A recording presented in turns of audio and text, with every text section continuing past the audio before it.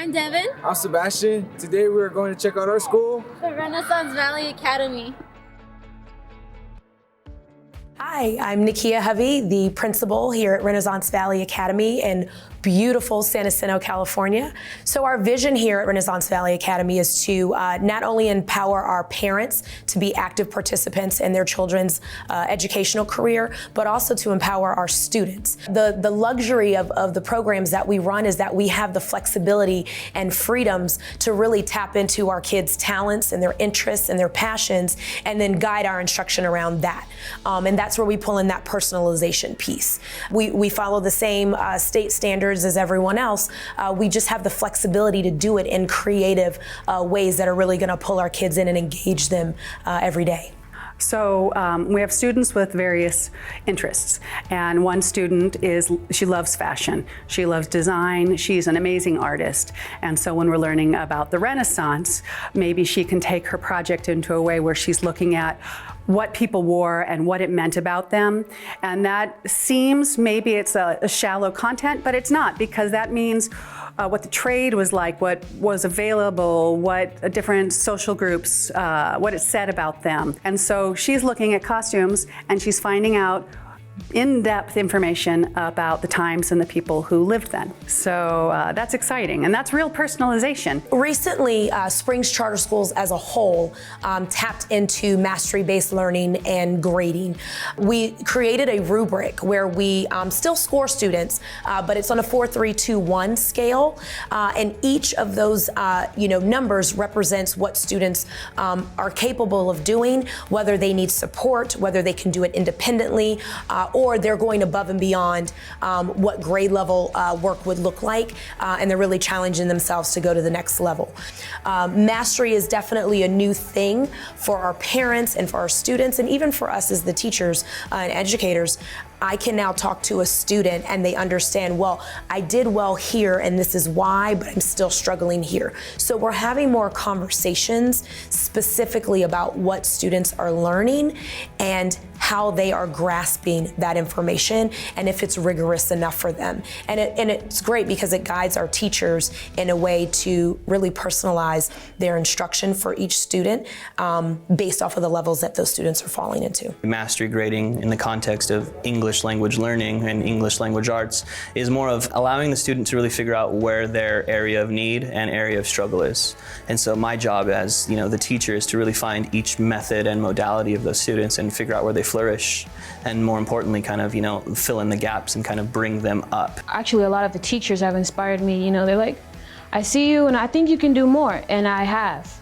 I've been inspired to put more effort into my work and try to do the best that I can.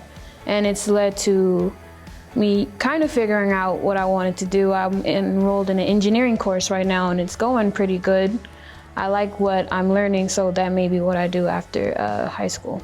STEAM is important for us because it's what we do. The goal through FIRST Robotics is to teach kids how to be gracious professionals, but also to teach them the skills that are necessary for an industry that is growing. What kids get out of it is they get business know-how, they get graphic design, they get engineering, then they're able to build a team, and that team dynamic is something that's very important.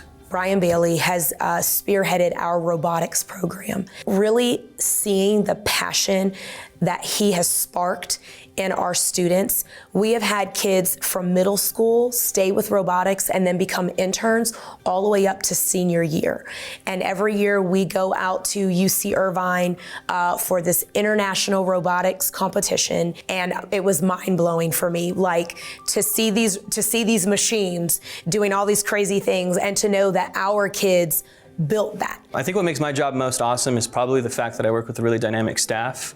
Ultimately, their goal is to really serve the students here and, more importantly, the community. And I just find a lot of value and purpose on being on a team that's their main focus. I am inspired by the people that I work with every single day in this facility because they believe in guiding our kids down the right path, not giving up on our kids when our kids want to give up on themselves. We all go through challenges and adversity, but the one thing that is so powerful for me is to see how resilient our kids are. This school, while yes, we provide a solid education, and we provide that core curriculum, and we provide the opportunities for taking college level classes and taking career and technical courses and internship and STEAM. All those things are great and wonderful, but the number one thing that I really love about our school is that our kids feel supported. They feel cared about and they feel loved. First thing I love about the school is the teachers. You have such a great bond with them. They really connect you one-on-one. These teachers really put in the time and effort to help you if you're having problems with anything, even if it's personal or school related. What makes the school exceptional is that everybody's welcome. There's over I think 6,000 students in San Jacinto High. Here, we might have a little groups, but everybody knows each other. So if something's happening out there, everybody steps in, hey, we're family here, Teachers here are amazing. I took pre-cal, had a hard time. She came up, I asked for help, help. It's that one-on-one where you learn more.